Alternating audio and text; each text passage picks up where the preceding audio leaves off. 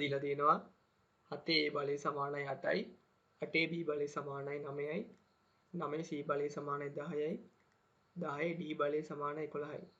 එහෙනම් A B C D ගුණිතයේ අගය තමයි අහන්නේ. අපි ගන්නවා 7 A බලය සමානයි 8යි. ඒක පළවෙනි සමීකරණය කියලා.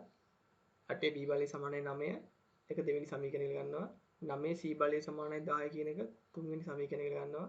10 D බලය සමානයි 11. ඒක අපි ගන්නවා හතරවෙනි සමීකරණය කියලා. එහෙනම් අපි ගන්නවා හතරවෙනි සමීකරණය.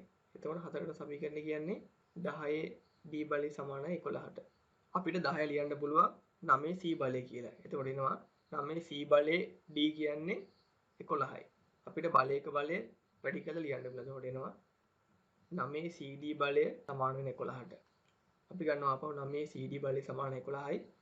අපි දන්නවා 9 ලියන්න පුළුවන් 8 B බලය කියලා. ඒ කියන්නේ 8 B බලය CD බලය සමාන වෙන 11ට. ආපහු බලයක බලය ගුණ කරලා ලියන්න පුළුවන් 8 B CD බලය සමාන 11යි. ආපහු ගන්නවා අපි 8 B CD බලය සමාන 11යි.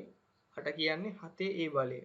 7 A බලය B C D බලය සමාන 11යි. ආපහු බලයක බලය ගුණ කරලා ලියන්න පුළුවන් 7 A B C D සමාන වෙනවා 11ට.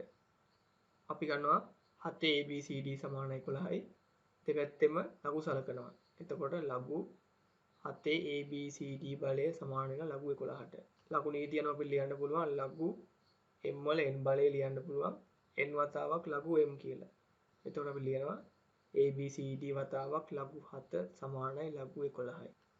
දෙපැත්තම ලඝු 7න් බෙදෙනවා A B C D වතාවක් ලඝු 7 බෙදීම ලඝු 7 සමානයි ලඝු 11 බෙදීම ලඝු 7යි. A B C D සමානයි ලඝු 11 බෙදීම ලඝු 7යි. ලඝු 11 කියන්නේ ආසන්න වශයෙන් 1.0414යි. ලඝු 7 කියන්නේ ආසන්න වශයෙන් 0.84451යි.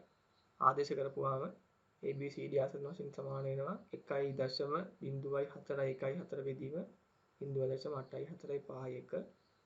එහෙනම් A B C D ආසන්න වශයෙන් සමානයි 1.232. එහෙනම් A B C D ගුණිතය ආසන්න වශයෙන් සමාන වෙනවා 1.232ට.